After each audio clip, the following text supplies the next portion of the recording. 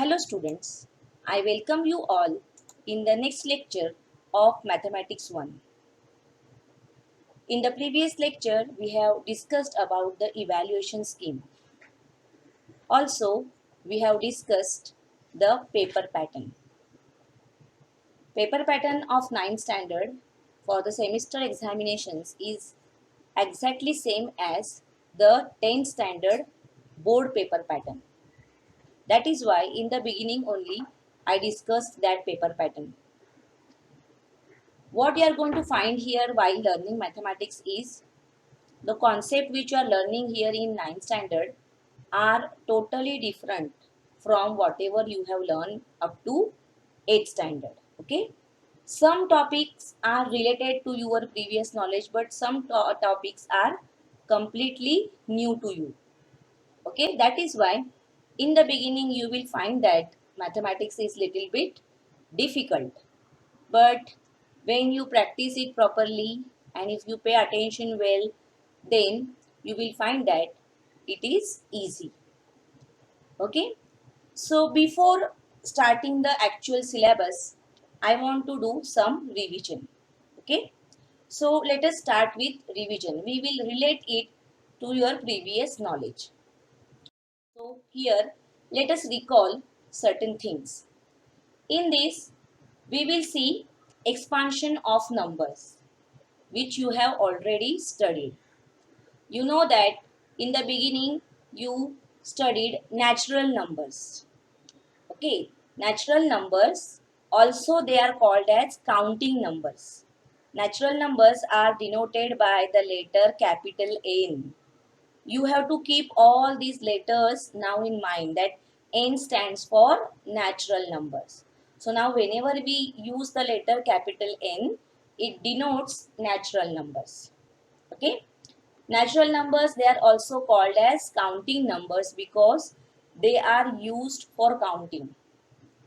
You know that previously man used to use some symbols or lines to count the animals or whatever things he was having.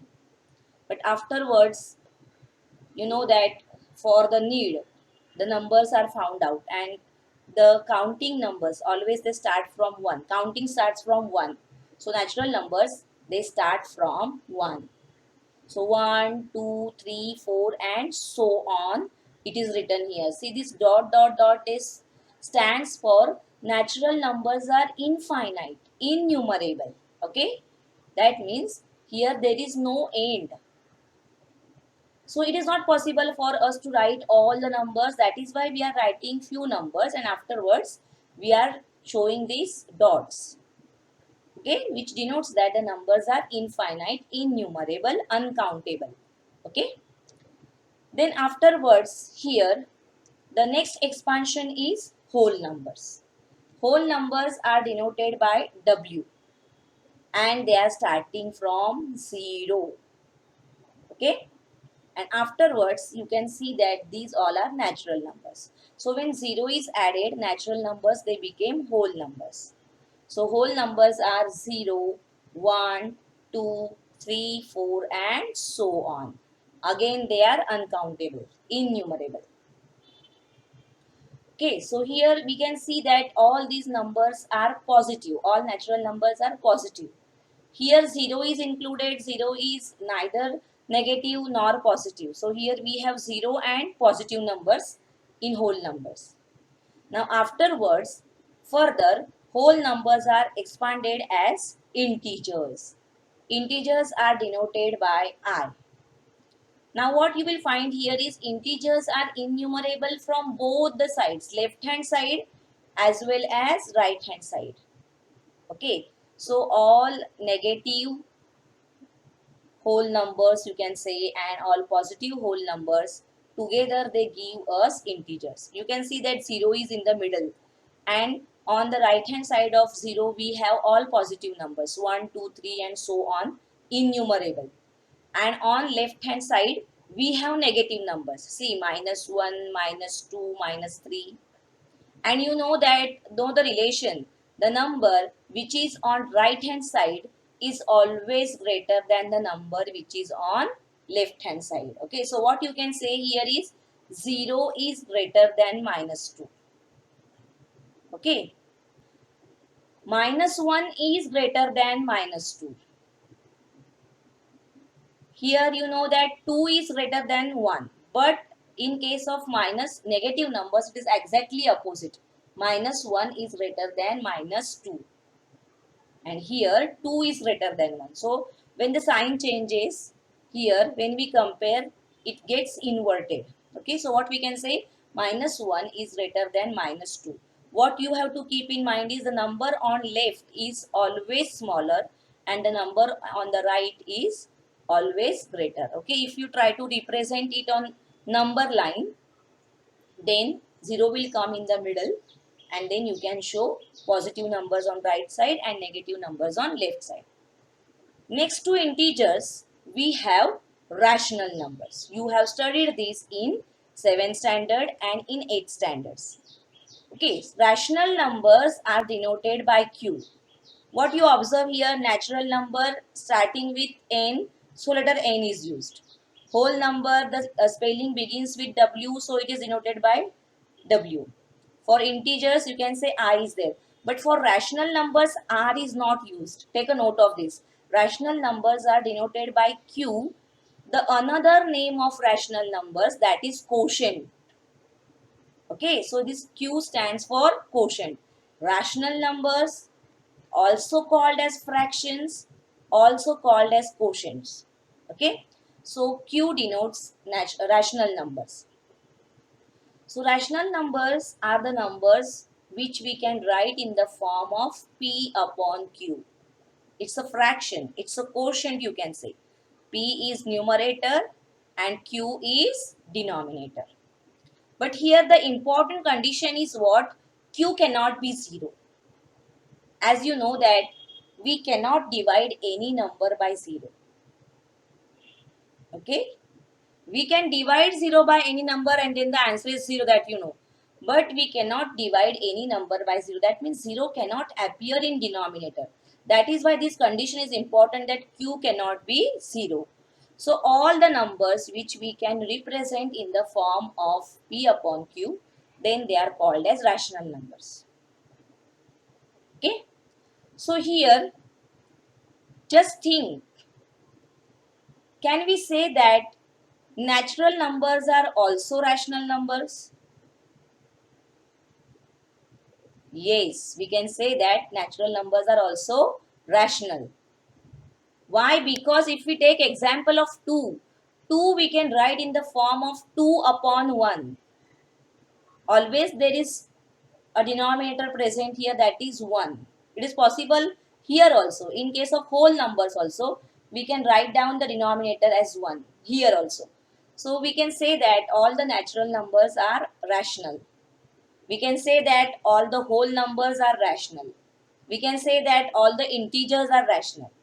But oppositely, we cannot go. We cannot say that all the rational numbers are natural. Not possible. For example, if we take 3 upon 4, suppose here, in place of P, if we write 3, and here if we write 4, then that 3 upon 4, it is not there in natural numbers. So we cannot go opposite. We can say that natural numbers are rational. We can say that whole numbers are rational. We can say that integers are rational. But rational numbers are not integers. They are not whole numbers. They are not natural numbers. Okay. So I hope you must have understood what is the meaning of rational numbers, denoted by Q. Keep these letters in mind, all of you. Now after rational numbers, you have studied irrational numbers. In 8th standard, you have studied irrational numbers. The numbers which are not rational, they are called as irrational numbers. These two are totally different numbers. Okay, so see here Q is used and here Q dash is used. Okay, see I again we cannot use because I we have used for irrational numbers, and since rational numbers and irrational numbers, they are totally different. They don't have anything in common. That is why this dash is used. You will come to know what is the meaning of this dash. Okay, when we will study the first chapter, that is sets. Okay, So for rational numbers, q is used, and for irrational numbers, q dash is used.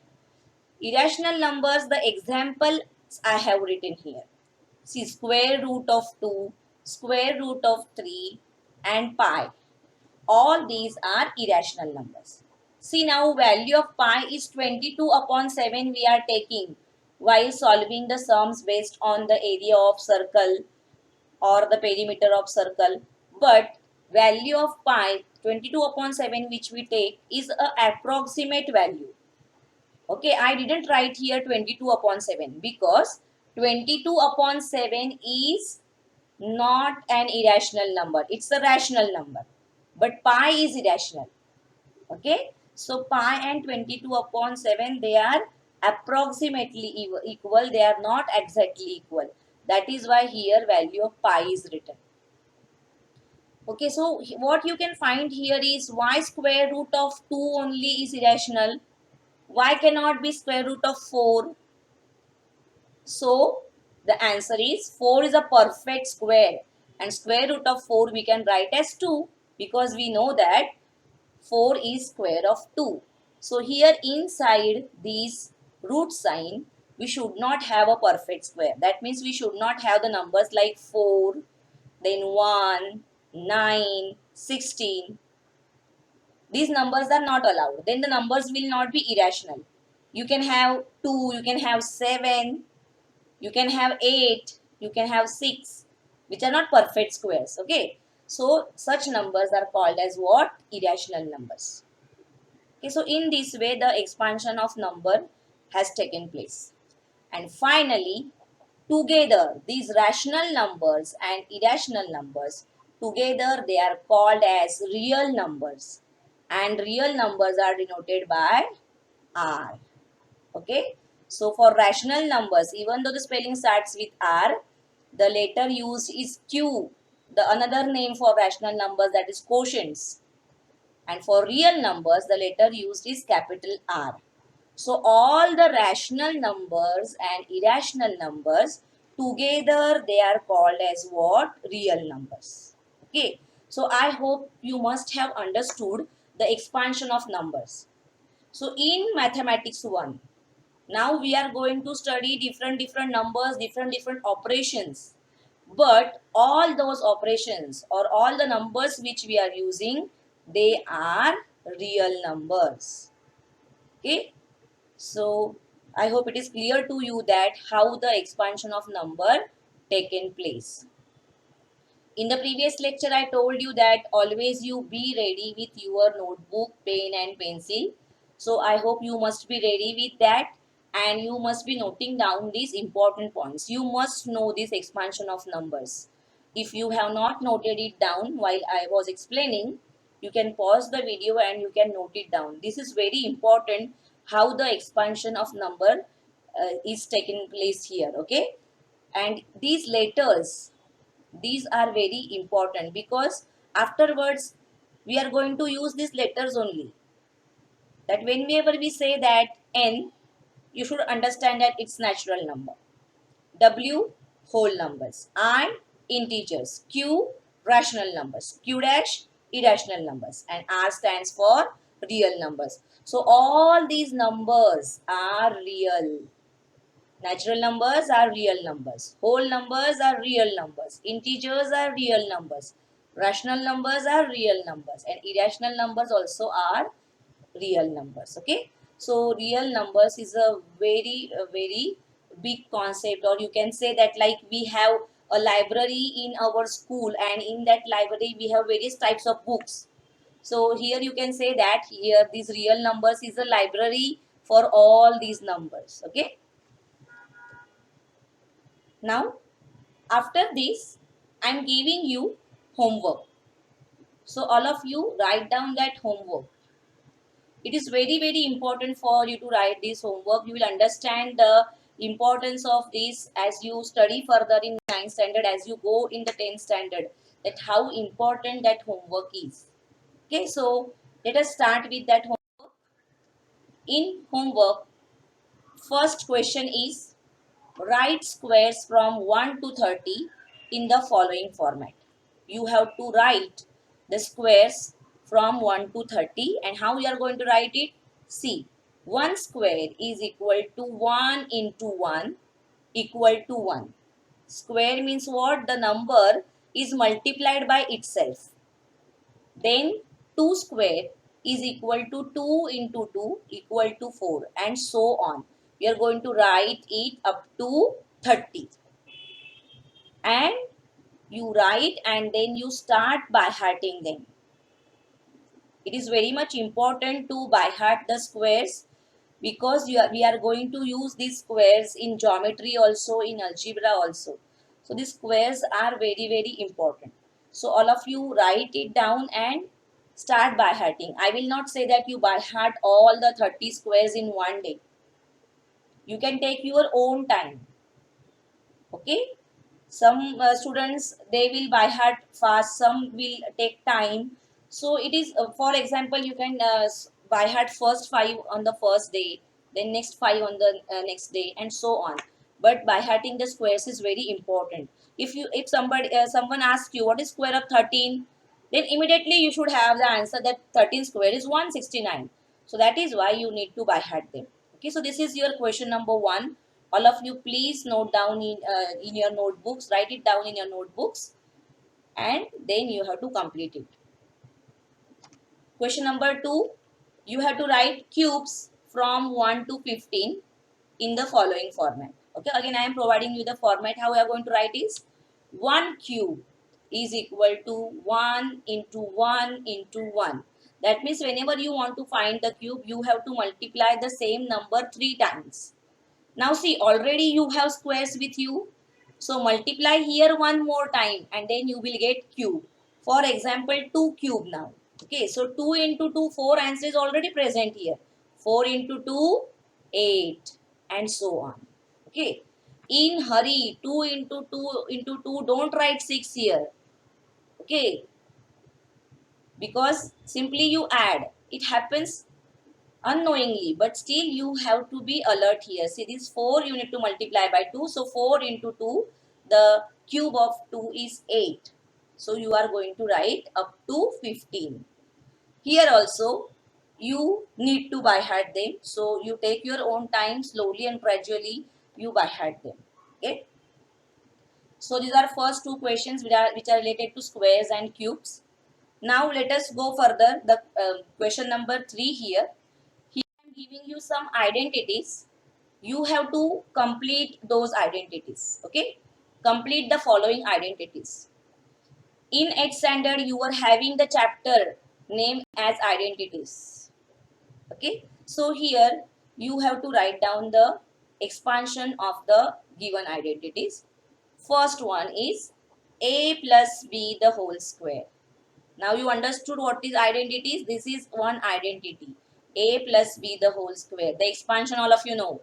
A square plus 2ab plus b square. Okay, so you are going to write it by yourself, and in next lecture I am going to give you answers of this. Then you will cross check your answers that whether you are right or wrong. Don't copy it from anywhere. Try to recall. You see your last year book and try to find out. Okay, and if you know it, then it is well and good. So this is first identity, a plus b the whole square. Write it down. Then second one, a minus b the whole square. After writing this, it is possible for you to write down this also. Then third, a square minus b square. Start thinking and you can write. Fourth one, x plus a and x plus b. This type of questions also you have studied in 7th standard also and 8th standard also. So try to find out its expansion. If not possible, don't write. I am going to give you the answers. But you have to at least try. You can try it. Then next one, fifth one, a plus b the whole cube. Here I have given two lines. See, copy down it as it is. First expansion you might be knowing, which is having 4 terms here. And then by taking out common from the middle 2 terms, we can write down these in one more format. So if you know that, you write, otherwise keep it blank. As I have said, I am going to discuss it again. Okay. Then sixth one is a minus b the whole cube. If you know this, you can write down this also by making some changes. So here also there is one more format or one more form. If possible, you write, and if you don't know, please don't write. Okay. Then next one is a cube plus b cube. Now see, this and this is different. Please don't get confused. This is a plus b the whole cube, and this is a cube plus b cube. And the eighth one is a cube minus b cube. Okay, so here also these two are similar, only there is a difference of sign. Okay, so think and try to write. You can take help of your textbook also if you want. You can take help of 8th standard textbook. You can take help of 9th standard textbook if you can find it.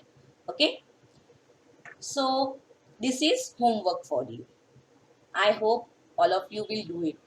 Don't think that teacher is giving homework in the beginning only. Teacher has not started the first chapter also and homework is given.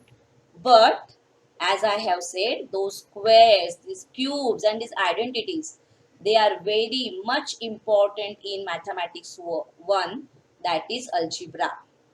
Algebra is all about numbers and all about signs.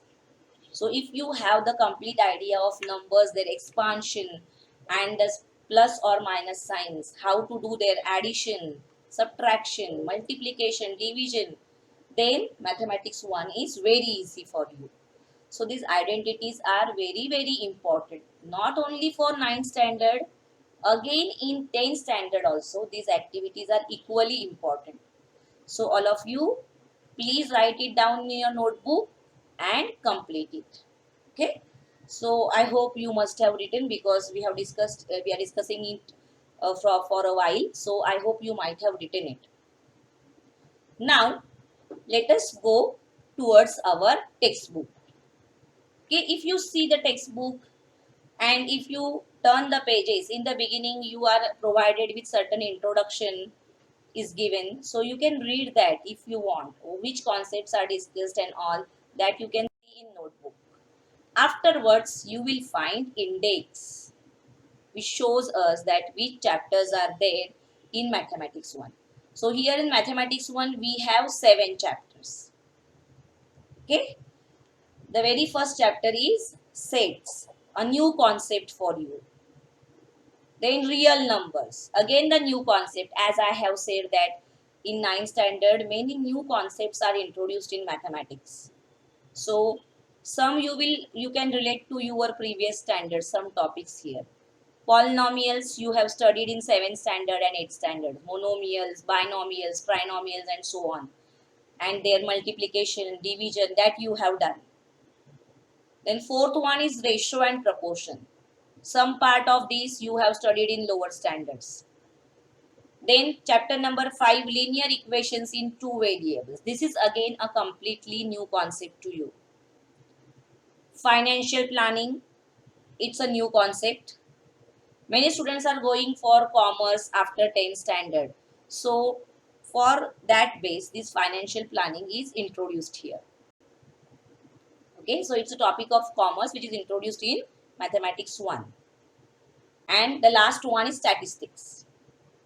You are familiar with this. You have done bar graphs. Then you have done frequency distribution table. You know the tally marks and frequency, the tables you have made.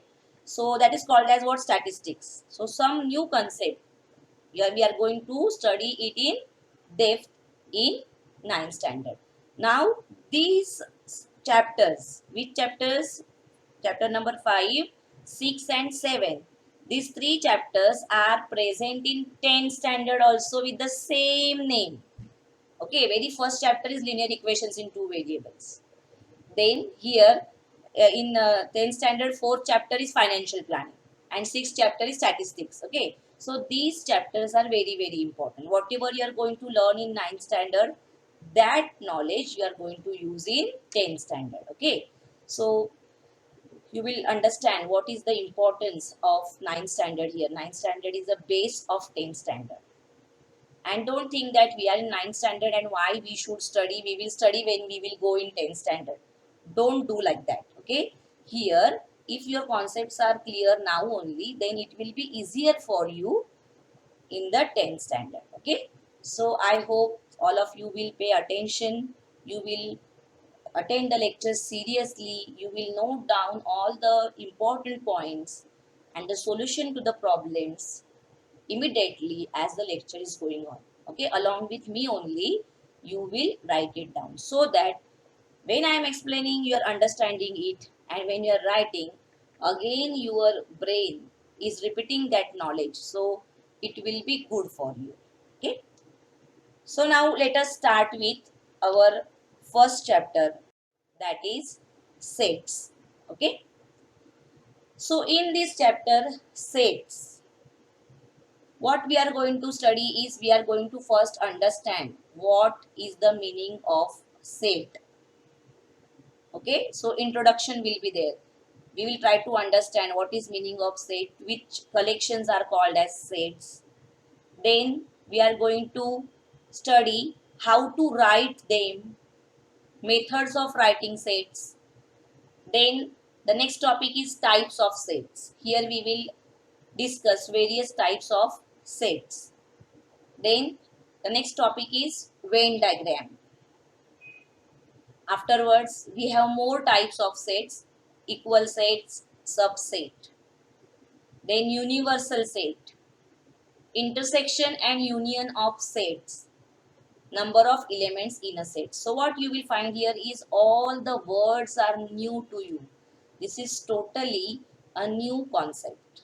Okay, so you need to pay attention, you need to try to understand it. Now what happens in case of this chapter is, when you are studying it, you find that it is very easy, but when you try to solve the problems, that time you face difficulties. Okay, so here paying attention is very important, understanding is very important. Okay, so let us start with the introduction of sets, and the remaining part we will discuss in next lecture. So let us see what is meaning of sets.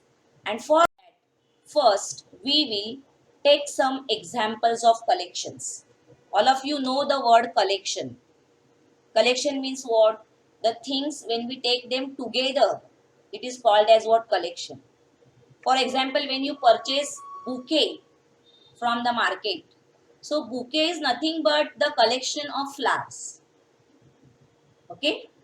So now let us discuss some examples of collection. From that, first example I have taken is days of a week. So when I read these days of a week, immediately you will start telling Monday, Tuesday, Wednesday, Thursday, Friday, Saturday, Sunday. You know surely that these 7 are the days of week. Immediately you can answer. If I ask you, please tell me the days of week, you will start telling from Monday and you will end on Sunday. Or somebody will start from Sunday and end on Saturday. Okay? Order doesn't matter. We want only days. But it is very much sure that the answer of each and every student is going to be same. Okay? Now, one more example let us take here. Months in a year. So immediately you will start telling the months. You will start from January, February, March, April and so on, and you will end on December. Correct? So these months of in a year also we can tell immediately.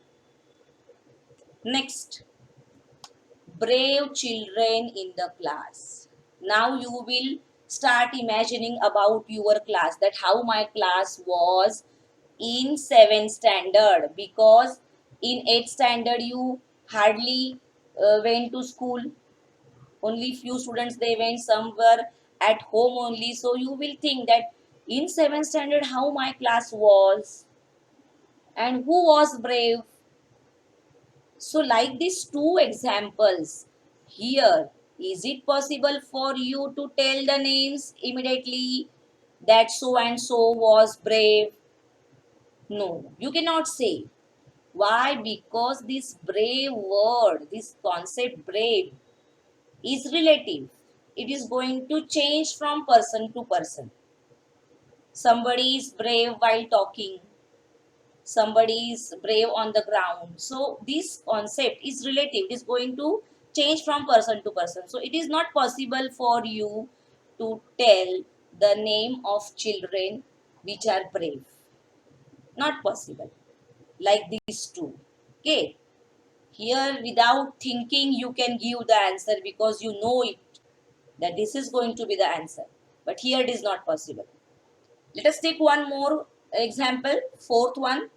First 10 counting numbers. Just now we have discussed expansion of numbers, and counting numbers means natural numbers. So immediately you will tell 1, 2, 3, 4, 5, 6, 7, 8, 9, 10 are the first 10 counting numbers.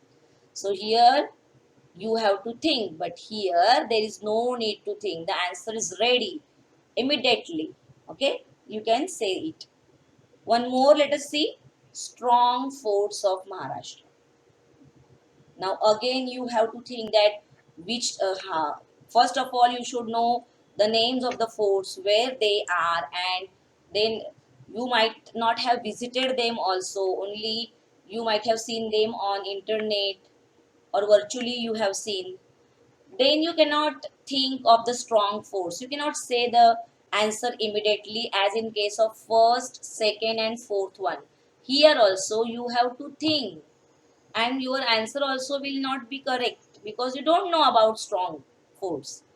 Again, you can say that this strong word is relative. It is going to change from person to person or thing to thing.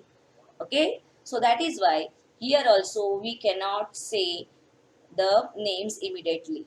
So in case of first, second and fourth, we can say the members of the collections immediately. But in case of third and fifth, it is not possible for us. So by using these only, we can define set. Okay. So set is nothing but a collection. Set is one type of collection, but that is a collection in which we can say the members properly or definitely. Or set is a well defined collection of objects. Okay, so how we are going to define set?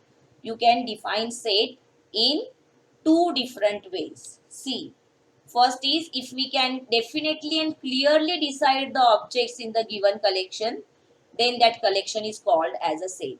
Like example number 1, 2, 4 and 6 also. See one more example. Planets in our solar system. Immediately you can tell the planets Earth, Venus, Mars, Jupiter, Saturn. So you can say immediately. You don't have to think. But in case of third and fifth, it is not possible for you. So in mathematics, example number 1, example number 2, example number 4 and example number 6. These are sets because we can say the objects definitely and clearly, or in other words, they are well defined. So a well defined collection of objects is called a set. Okay. So I hope you must have understood the meaning of the word set. Set is nothing but a collection of object, but it should be well defined. The objects should be clearly and definitely known to us. We don't have to think and decide whether it can come or this can come or that can come. So in that case, the collections are not sets. Okay, so what we can say that here, brave children in the class is not a set. In mathematics, it is not a set. Strong force of Maharashtra, it is not a set. But days of week, months in a year, first 10 counting numbers, planets in our solar system, all these are examples of sets. Okay. So I hope you must have understood the meaning of the word set. Now today I am stopping here. In the next lecture we will learn more about sets. Till that, all of you stay home, stay safe, take care of yourself. Thank you, students.